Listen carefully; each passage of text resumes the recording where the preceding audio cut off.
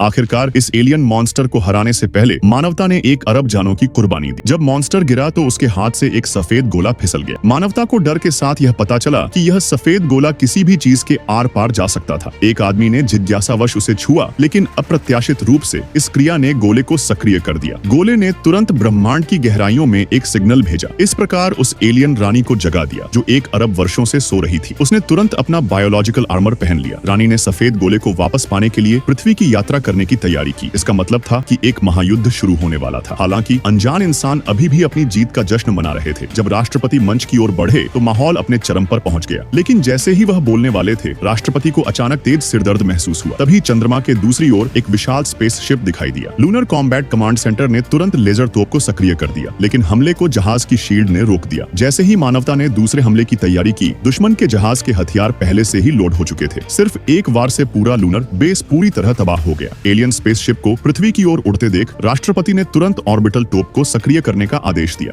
लेकिन यह बहुत धीमा था। इससे पहले कि ऑन ऑर्बिटल टोप चार्ज हो पाती, जहाज ने उसे लॉक कर दिया था। लगभग एक साथ पृथ्वी की पूरी रक्षा प्रणाली पूरी तरह से नष्ट हो गई। एलियंस अब अजेय थे। अंतरिक्ष यान सीधे वायुमंडल से होकर गुजरा और पृथ्वी के ऊपर पहुंच गया। जहाज के विशाल गुरुत्वाकर्षण बल ने तुरंत सभी इमारतों को उखाड़ फेंका। इंसानों को भागने का मौका तक नहीं मिला। पृथ्वी एक जीता जागता नर्क बन गई। एलियंस के सामने मानवता चींटियों जितनी मामूली थी। राष्ट्रपति अकेले उस कमरे की ओर बढ़े जहां एलियन कैदी को रखा गया था। राष्ट्रपति को एलियन के साथ आमने सामने संवाद करने की आशा थी। एलियन ने अपने स्पर्शक को राष्ट्रपति के वोकल कॉर्ड से जोड़ दिया। वह वास्तव में मानवीय भाषा में बोला, वह आ गई है। एक एलियन स्पेसशिप समुद्र तल की ओर ड्रिलिंग कर रहा था। वैज्ञानिकों को तुरंत एहसास हुआ कि एलियन का लक्ष्य पृथ्वी का केंद्र था। एक बार कोर क्षतिग्रस्त हो जाने पर पृथ्वी का चुंबकीय क्षेत्र गायब हो जाएगा। इसका परिणाम सभी जीवन के विनाश के रूप में होगा। एक अभूतपूर्व आपदा आ चुकी थी।